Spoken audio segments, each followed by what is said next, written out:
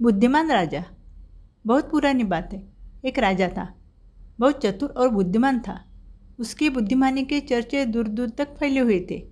वह अपनी प्रजा का भी बहुत ख्याल रखता था। राजा उन्हें हर तकलीफ में सुख दुख में मदद करता था, इसलिए प्रजा भी राजा का उतना ही आदर करती थी।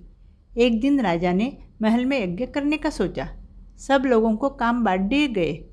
8 दिन के बाद राजा ने सब लोगों को दरबार में बुलाया। दरबार में सब लोग उपस्थित हुए। राजा ने जिन लोगों को जो जो जिम्मेदारियां दी थी, वे सब लोग अपना अपना काम पूरा करके आए थे। लेकिन राजा ने कुछ लोगों को जंगल से चंदन की लकड़ी लाने के लिए कहा था। उन लोगों ने चंदन के बदले दूसरी लकड़ी तोड़कर लाई थी। इस वजह से राजा बहुत गुस्से में था। इसी बातचीत के दौरान अचानक उसी वक्त एक औरत ने दरबार में प्रवेश किया। उस औरत के दोनों हाथों में फूलों के 2 गुलदस्ते थे। राजा अपनी बातचीत बीच में ही बंद करके उस औरत की तरफ देखने लगा। औरत गरीब घर की लग रही थी। उसका रहन सहन सीधा साधा था। सब लोग उस औरत की तरफ हैरानी से देखने लगे। तभी राजा ने उस औरत से पूछा, तुम्हें क्या तकलीफ़ है? राज्य में तुम्हें कोई परेशान करता है क्या? औरत ने जवाब दिया कि नहीं, मुझे कोई परेशान नहीं करता। मैं आपसे एक सवाल पूछना चाहती हूँ। राजा ने कहा, ठीक है, पूछिए, क्या सवाल है तुम्हारा? उसने अपने दोनों हाथ सामने किए और राजा से पूछा कि महाराज, इसमें से असली गुलदस्ता कौन सा है? क्या आप बता सकते? दोनों गुलदस्ते एक जैसे ही दिख रहे थे। राजा जिस जगह पर बैठा हुआ था, वहाँ से औरत काफ़ी दूर खड़ी थी। दरबार में उपस्थित सभी लोग राजा की तरफ बड़ी हैरानी से देख रहे थे। अब महाराज क्या जवाब देंगे, उन्हें समझ नहीं आ रहा था, क्योंकि दोनों भी गुलदस्ते एक जैसे ही दिख रहे थे। राजा के मंत्री सोचने लगे कि इस परीक्षा में कहीं महाराज की हार न हो जाए, क्योंकि वे सब जिस जगह पर बैठे हुए थे, उनके लिए भी असली गुलदस्ता कौन सा है यह पहचानना मुश्किल था।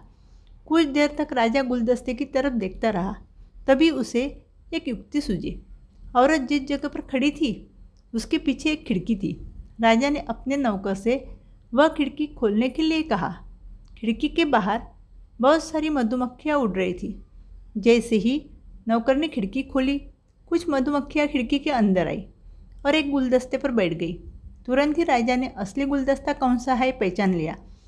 राजा का जवाब सुनकर औरत बहुत खुश हुई और कहने लगी कि महाराज, मैंने आज तक आपकी बुद्धिमानी के चर्चे सुने थे, लेकिन आज जान चुकी हूँ कि सचमुच आप बहुत बुद्धिमान हैं।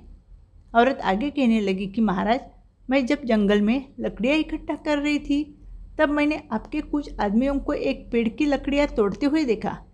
उनकी बातों से मुझे पता चला कि उन्हें चंदन की लकड़ियों की ज़रूरत है, पर वे दूसरे ही पेड़ की लकड़ियाँ तोड़ रहे थे। उनके जाने के बाद चंदन की कुछ लकड़ियाँ तोड़कर मैं आपके लिए लेकर आई हूँ। लकड़ियाँ मैंने महल के बाहर रखी है। ऐसा बोलकर औरत चली गई। औरत जाने के बाद राजा को उन आदमियों पर और भी ज़्यादा गुस्सा आया, जिन्होंने चंदन के बदले दूसरी लकड़ी तोड़कर लाई थी।